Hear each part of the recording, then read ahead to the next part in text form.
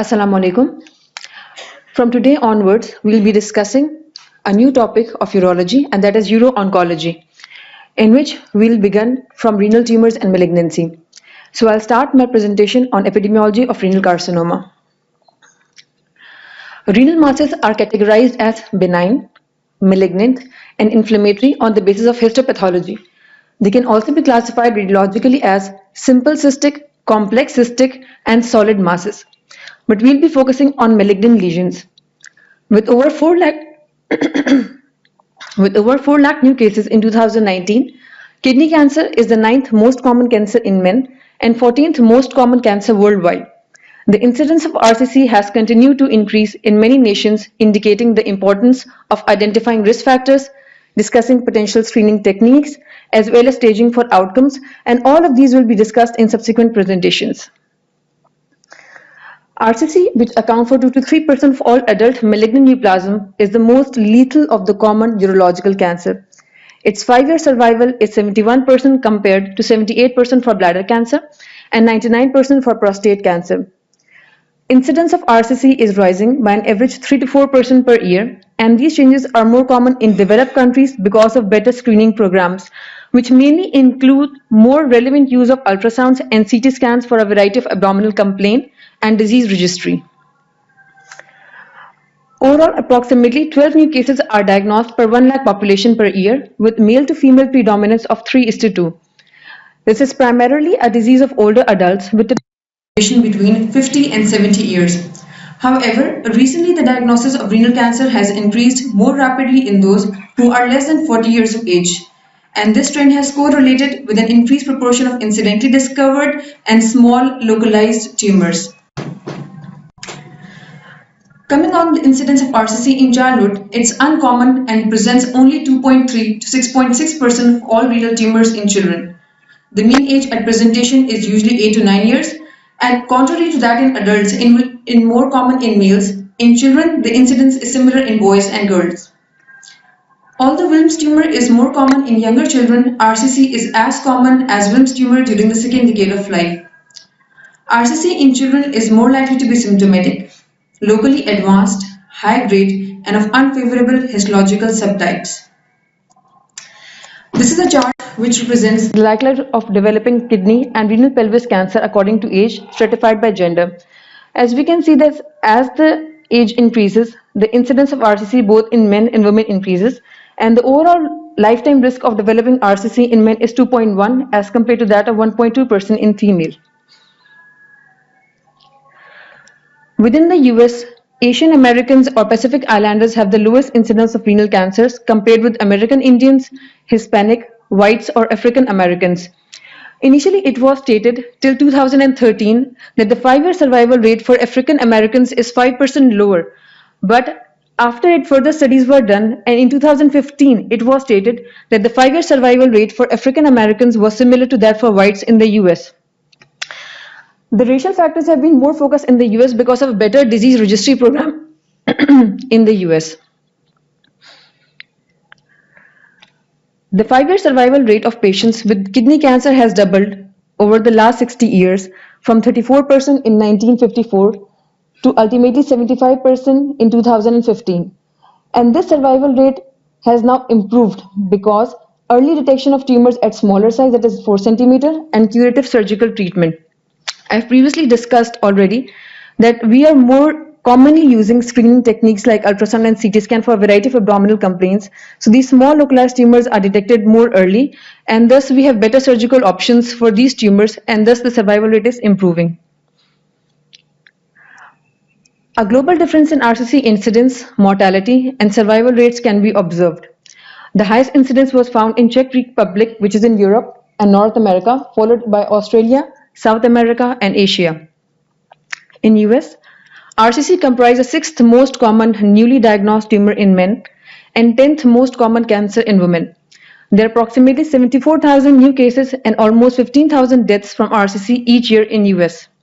And this has already been stated, that Asian Americans or Pacific Islanders have the lowest incidence of renal cancers compared with American Indians, Hispanic, whites, or African Americans. It is the 10th most common cause of oncological death among men. and rates are almost similar in Europe, as we can be seeing in this chart.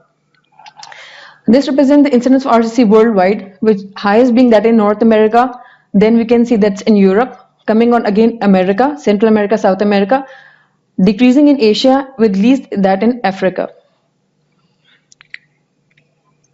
This is another chart represented by WHO in 2018, which represents the survival rates, that's incidence and mortality both, again in men and female. Highest being that in North America, decreasing in Europe, then Asia, and then finally in Africa. So coming on the etiology, majority of cases of RCC are believed to be sporadic, and only 2 to 3% are proven to be familial. Of the sporadic risk factors, the established risk factors are tobacco, obesity, hypertension, occupational and dietary factor, ESRD, iatrogenic and radiation therapy. And there are several other factors as well, which I'll be discussing briefly. Among the familial syndromes, there are various familial syndromes which play a role in RCC. In these syndromes, there are development of multiple other malignancies with some incorporation of RCC in them, and they'll be discussed briefly as well. The most generally accepted environmental risk factor is tobacco exposure, and the risk increases with cumulative dose and pack years, relative risk being that of 1.4 to 2.5. It accounts for 20 to 30% of the cases of RCC in men and 10 to 20% in women. It also appears to be associated with more advanced disease at presentation. It was seen that the main relative risk of tobacco exposure is with duration of smoking. And as a person stops smokes, the risk basically decreases, which supports cause and effect. How does tobacco plays a role in RCC? It basically causes DNA mutations, and these mutations result in malignant changes. Obesity is another major risk factor with an elevated relative risk of 1.07 for each additional unit of BMI. More than 40% cases of RCC may be causally linked to obesity. Again, the mechanism behind obesity is increased production of insulin-like growth factor, increased estrogen levels, and local inflammation, all of which creates a malignant environment resulting in renal malignancies. Hypertension appears to be third major etiological risk factor, mechanism being hypertension-induced renal injury and inflammation, metabolic and functional changes in renal tubules causing neoplastic changes. Coming on the occupational risk factor, there have been various chemical industries, metal, rubber, printing industries, and those who are exposed to asbestos and cadmium. Case control studies have showed that for reason unknown, malignancies are more common in urban areas. Western diet, increased intake of dietary products, and increased consumption of coffee, tea, they have been associated with RCC, but our relative risk have been modest. Another potential important factor for development of RCC are iatrogenic causes, with regular use of NSAID have a relative risk of 1.51.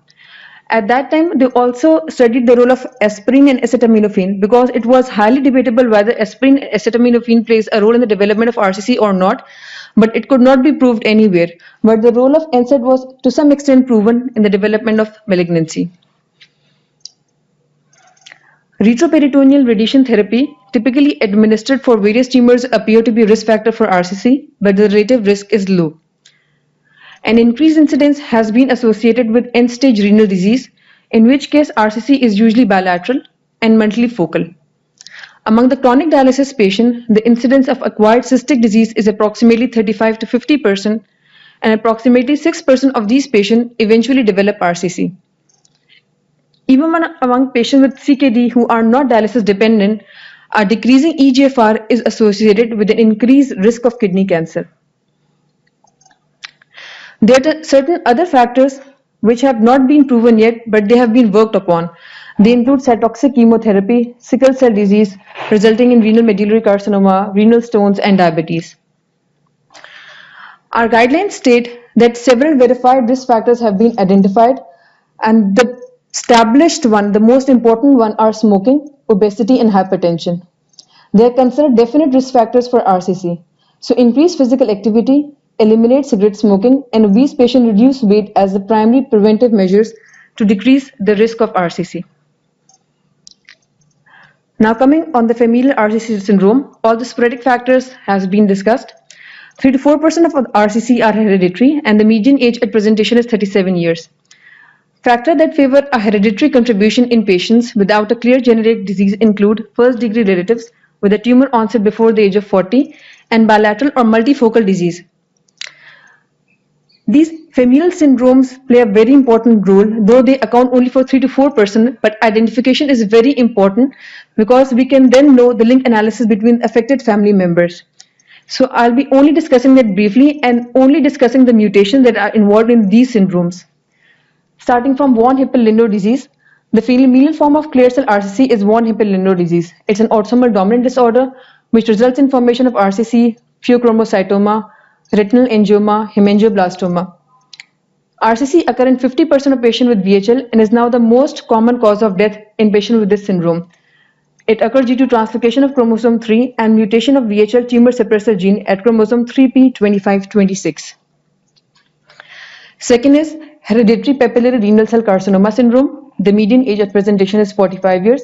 Most patients develop multifocal and bilateral RCC, and type 1 papillary RCC is typically found in this syndrome. It is characterized by trisomy for chromosome 7 and 17, as well as abnormalities of 1, 12, 16, and 20. Most of the mutations in this syndrome have been found in tyrosine kinase domain of c-Met, which is a proto-oncogene, not a tumor suppressor gene. Then is hereditary leiomyomatosis renal cell carcinoma syndrome. Tumors in this syndrome are often solitary and unilateral, and they are more aggressive. Patients often develop cutaneous and uterine leiomyoma and type 2 papillary RCC. The HLRCC locus was mapped to a region on 1q4244, which is the site of fumarate hydratase gene. Then is succinate dehydrogenase renal cell carcinoma. They typically present with early onset and have aggressive disease.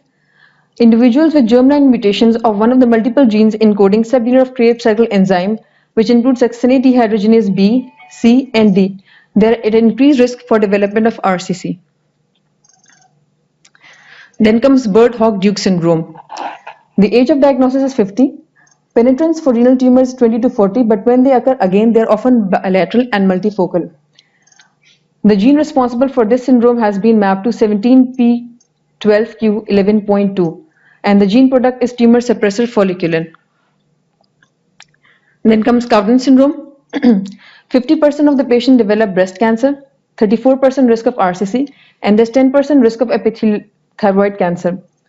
RCC in this syndrome is most often of papillary histology, although chromophobe and clear cell histology has also been reported.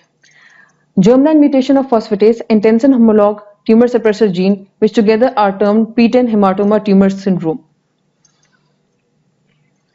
Then last but not the least is tuberous sclerosis, in which there is development of multiple renal angiomas, clear cell renal cell carcinoma, renal cyst, cutaneous angiofibroma, and pulmonary lymphangiomyomatosis. Patients with tuberous sclerosis often manifest with angiolipoma and less often with RCC, and they are characterized by mutations of TSC1 on chromosome 9q and TSC2 on chromosome 16p. These were the 7 familial syndromes and their specific mutations which play a role in the development of familial or hereditary renal cell carcinoma. So to summarize my presentation, RCC incidence and mortality significantly differ among individual countries and world regions. Potential risk factors include behavioral and environmental, comorbs and analgesics. Smoking, obesity, hypertension, and chronic kidney disease represent established risk factors. While the majority of newly diagnosed RCC are sporadic, hereditary RCC account for approximately 3 to 4% of all RCCs. And the take-home message of my presentation will be, the incidence of RCC is rising both because of increased detection and increase in risk factor. This is relevant for developing countries like us, so we must be ready to deal with it in coming future. All the statistics that has been presented in my presentation were taken from the recently published article published in April 14, 2020. With this, I'll finish my presentation. Thank you.